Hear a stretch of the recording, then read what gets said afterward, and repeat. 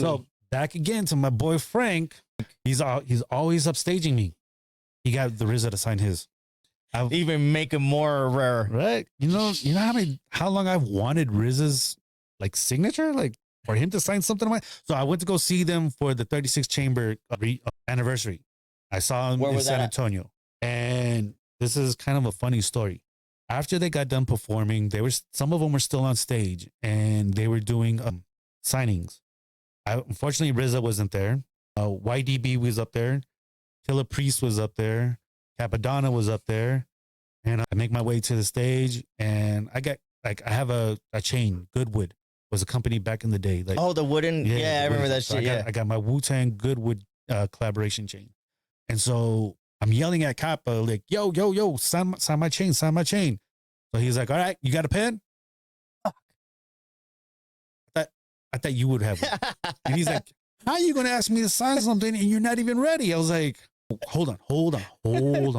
I turned around, asked somebody, they gave me a pen, gave it to him, and he scolded me. He's like, next time you ask somebody for an autograph, you better come prepared. I was like, son of a yes, bitch. Sir. I was like, God damn. Yeah, so you lost all that?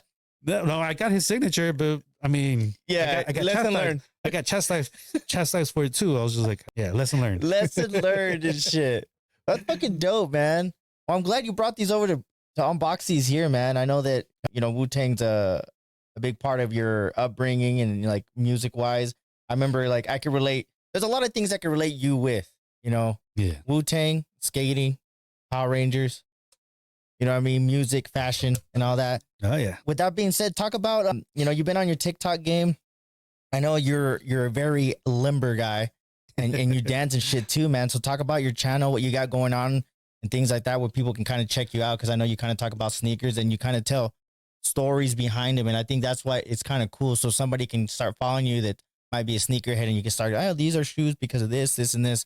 And then I like that you kind of bring the fashion sense in it, man. So, your tag and all that. So where can they find you, man? Shinobi 36. How do you spell that? SHOENOBI and then 36. Nice. Of course, 36 chambers. Wu-Tang. Oh, look at that. I didn't even know that. Shinobi, everybody was coming up with their own names, as I mentioned, the Boost God. There's this other guy that I follow, Shu Hefner. Nice. But I was just like, yo, who am I?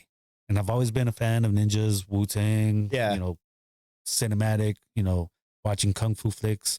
So wanted to do something with me, like Shinobi. Instead of Shinobi, Shinobi. Dude, when you had put that out, I was like, that is so fucking clever. That is fucking perfect. Right? That is so fucking perfect. I was like, that's even better than Jimmy Dukes Gaming and shit. Because I remember like, how'd you pick your name? I was oh, my name is Jimmy Dukes, and I just put gaming at the end.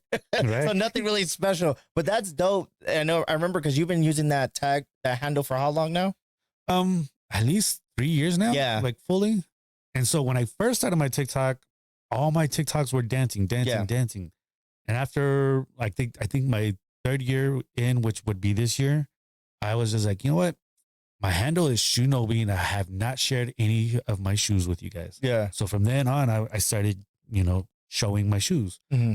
Day by day, I was just showing, different shoes, sharing them with different stories, or I was showing it with an outfit. Like, okay, so today I'm wearing this, wear with this. And as I expanded, I fell into the sneaker community of TikTok. That's where all the challenges started coming from. Like, hey, this month we're going to do this challenge. And they would send me like all the screenshots of, hey, what's coming up. And I was like, oh, hey. That's dope. Just talking with these guys on the side and, doing different things. It's still like, I still go back, I reach back and I still do my dance videos. Yeah, of course. Another thing, two other things that I would do on my TikTok was I would do a little bit of raps here and there, and I would do voiceovers. Yes, I remember doing the voiceovers. Because I've always wanted to be a voiceover actor. Hell yeah, but yeah, I mean, I do my own like Joker impression, like that's based off Mark Hamill, his Joker. Yeah, I mean, I'm intrigued by that. Yeah.